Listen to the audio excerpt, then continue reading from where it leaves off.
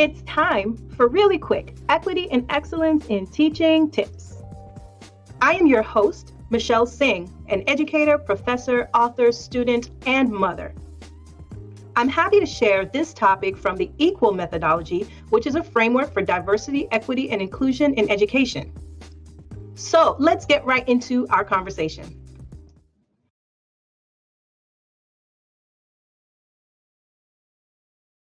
Access is not just about opening doors. It's about opening minds and opportunities. This quote poignantly expresses that education is not only about providing access, but creating an equitable learning environment. Unfortunately, our education system is not immune to disparities, where certain groups of students are overrepresented or underrepresented in specific programs or services. This is educational disproportionality. Disproportionality in schools refer to the unequal representation of certain student populations in various areas of education, such as programs and services and disciplinary actions. When I reflect on my time in school, I can vividly recall being one of the few Black students in my advanced placement courses. This experience was isolating and overwhelming at times, and I felt like I did not fully belong in those spaces. Flash forward decades later, I am still sad to say that not much has changed, as my own daughter faced similar challenges in her educational experience in public school. As a Black parent, it really breaks my heart to see my child as one of the only or one of very few Black kids in her gifted and her AP classes. And despite her intelligence and her hard work, she is constantly reminded that she is different from her peers. And the effects of this disproportionality have been far-reaching, impacting not only her access to programs and services, but it has also impacted disciplinary actions placed toward her. It's not just about my daughter, though. This is an issue that affects countless children of color across the country. And when students are constantly made to feel like outsiders, it can take a toll on their mental health and their self-esteem. It's time to confront this problem head on and prioritize diversity and inclusion in our education systems. We must recognize the benefits of a diverse and inclusive educational environment, because when students from different backgrounds come together, they do bring unique perspectives and ideas to the table. And this is what leads to richer and more fulfilling educational experiences for everyone involved in that process. And in order to address this kind of disproportionality in education, we must be willing to have these uncomfortable conversations and even make systemic changes. And it's not going to be easy, but it is absolutely necessary if we want to ensure that all students have access to the same opportunities and resources. The research abounds with examples of disproportionality in schools, like there is an overrepresentation of Black students in disciplinary actions such as suspensions and even expulsions. There is an underrepresentation of students with disabilities in gifted and talented programs, as well as students of color. There is an overrepresentation of English language learners in special education courses. There is an underrepresentation of students from low-income families in advanced placement courses, and there's an overrepresentation of boys in special education programs, especially for emotional or behavioral disabilities. These types of disparities can have significant and long-lasting effects on students' academic, social, and emotional well-being. And again, they must be addressed to promote that equity in education that we are seeking to achieve. And that's why for today's talk, we're going to explore the importance of confronting disproportionality in education and 3 ways that we can navigate equity and address this disproportionality. So number one is through data analysis and awareness. Number two is through community engagement and diverse leadership. Number three is through feedback and ongoing reflection. And those are the three ways that we're going to address today in our session. So I ask that you open your minds to the hard truths and take steps to embrace the power of equity. And we're going to start with number one, data analysis and awareness. It is crucial that teachers can use tools to promote equity in education. Research has shown that analyzing data is a tool, and we can analyze data on student achievement, and this can provide invaluable information that can be used to identify patterns of inequality and allow us to take targeted actions to address them. So as a teacher, imagine analyzing the data and noticing that a particular group of students is consistently underperforming compared to their peers. So when you're using this information, you can implement targeted interventions such as differentiation, such as small group instruction, providing more collaborative opportunities, using multimodal lessons, and providing individualized learning plans that can help close these gaps to ensure that every student has the opportunities to succeed. And it's not just the data analysis on standardized assessments. These are data analysis on any kind of formative assessment or any kind of approach for assessment that you use in your classroom. And data analysis and awareness like this is just the beginning, because implementing interventions and supports that, like creating culturally relevant content or encouraging parent involvement or eliciting community resources, as well as including more formative and authentic assessments, offering choice. All of those examples I shared can really and truly help teachers to build a learning environment that promotes equity for their students. So through ongoing reflection and commitment to equity, teachers can use the data, the power of the data, to create a more inclusive and equitable learning environment for their students. So let's jump into our second topic. Now that we've covered our first topic about data, our second topic is going to be related to community engagement and diverse leadership.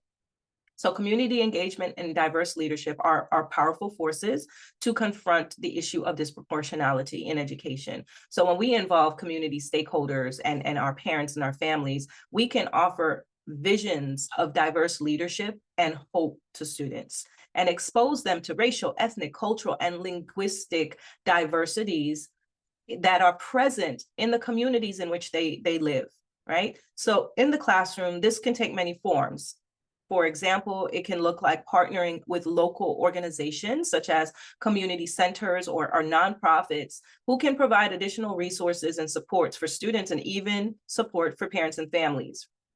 This can look like providing opportunities for students to connect with role models and mentors from diverse backgrounds when you include guest speakers or field trips, virtual field trips, taking students on field trips or exposing them to businesses and even colleges and different types of professions.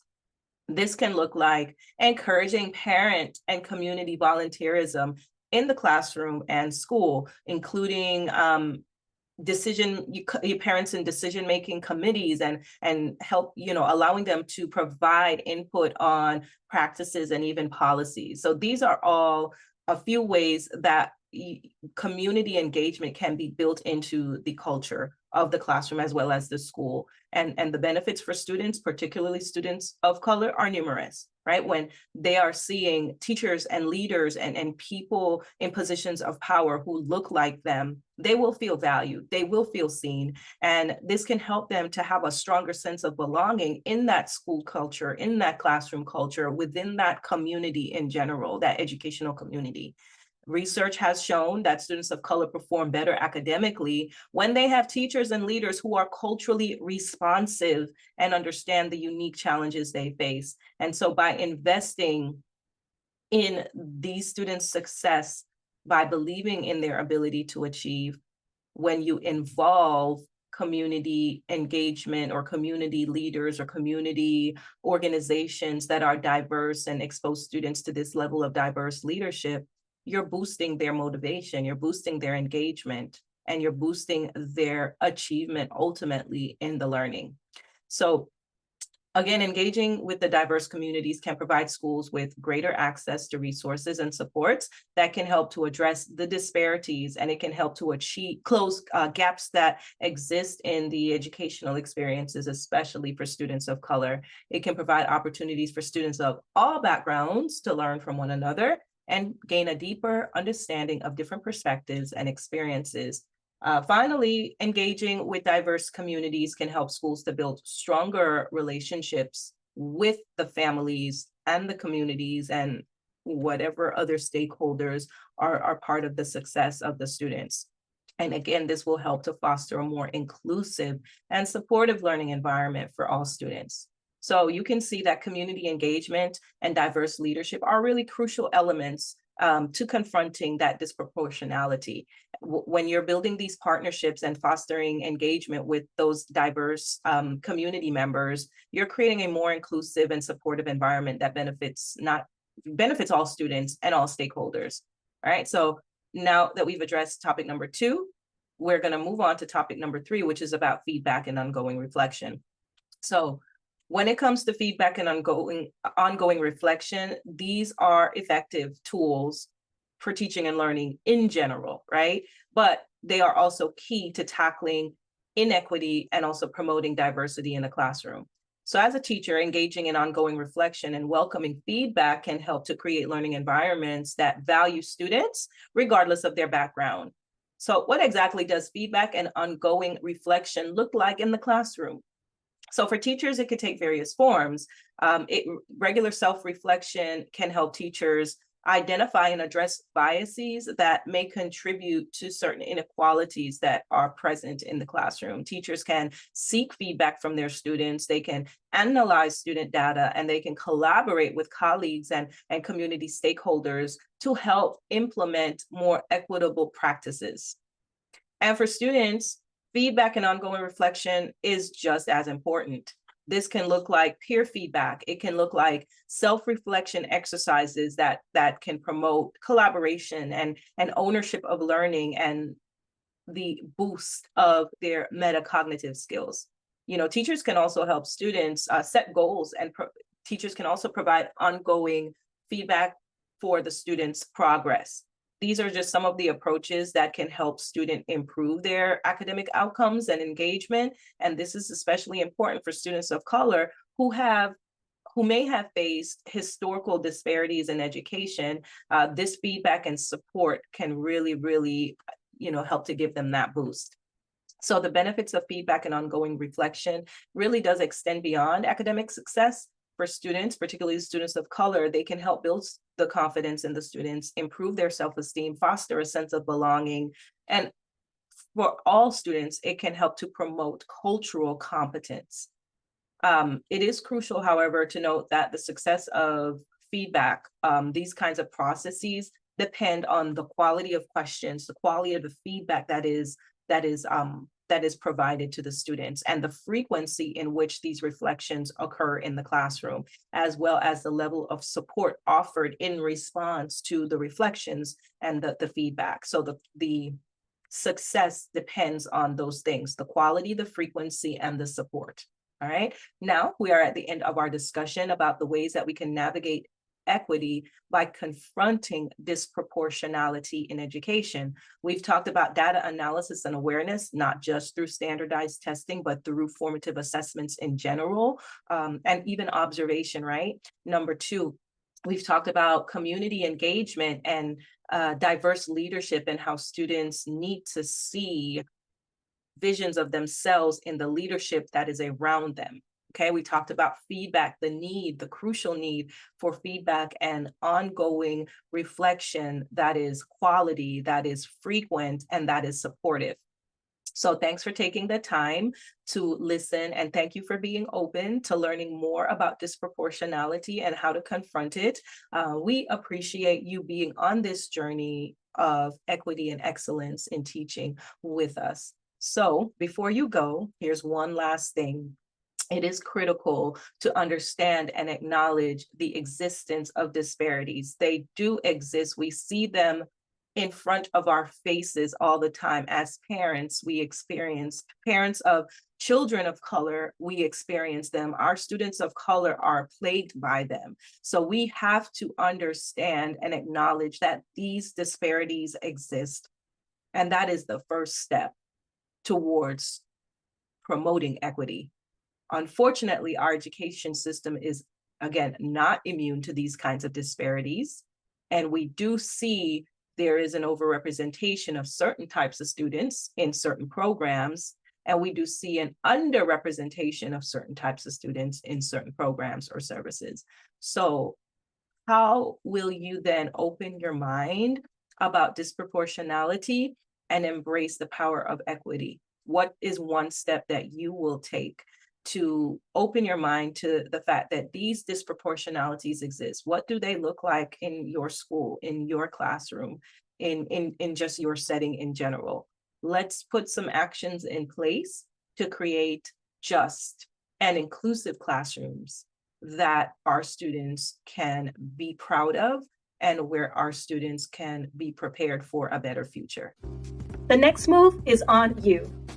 So let's put these ideas to work. Take time to implement and time to reflect.